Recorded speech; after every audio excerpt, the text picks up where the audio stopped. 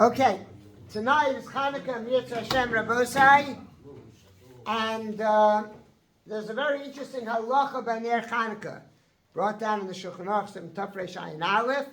It says that you're not allowed to make a Madura for Chanukah. Chanukah cannot have a torch. It's got to be a candle. It's got to be a lamp, a one light. So the question is, why? It would seem to be counterintuitive. It would seem to be the opposite. What do you mean? The bigger the light, more people see. Persumei Nisa. No. A torch is possible. Why? Why is a torch possible? So perhaps there's a lesson that Chanukah teaches us that Chazal wanted us to learn dafka from the way that you're supposed to do the Ner Chanukah.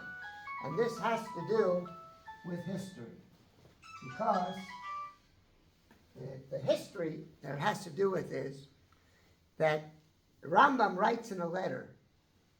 I saw this mechoveret that my dear friend Rabbi Michael Sharabi put out, and he quotes a letter of the Rambam. He says, do you know how many years there were tzaros, there were gzeiros from the Yevonim before the Hashmonaim went ahead and rebelled? 52 years. 52 years of terrible gzeiros that the Yevonim made until finally the Hashmonaim decided to rebel. Says the Rambam, says the Medrash, what was the final straw?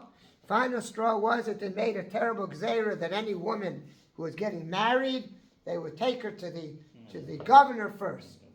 And the daughter of the Kohen Gadol got engaged, if she was getting married, and they were having a party, and she went at the party and she bared herself. And the brothers were enraged. That how can you act that way? And they were ready to go ahead and kill her. And she said to them, that I'm going to be violated, that doesn't get you all excited. But that I offended you, that gets you excited? Why aren't you like the brothers of Dinah, who went ahead and did something? How can you let it be that I'm going to be violated? And then they went ahead and they started the attack. They started the rebellion. Asked Matisyahu Solomon. He said, why did you have to do this? Why didn't you just tell them?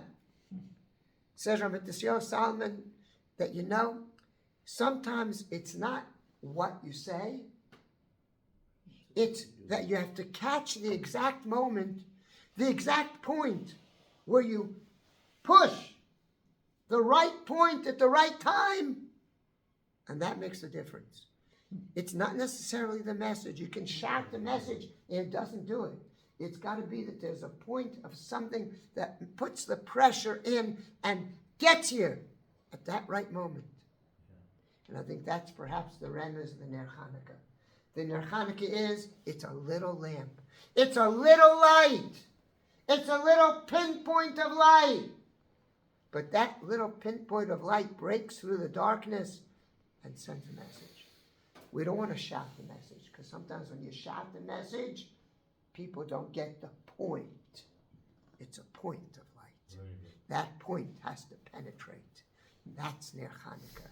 Penetrate with a little point, a little message, something that goes in.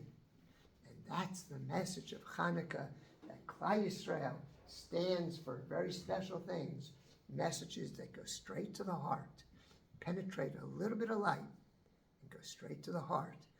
We're Klal Yisrael. We stand for very special things in the world. And our Chanukah should be Meir La'olam, and we should have the Geula B'Karov.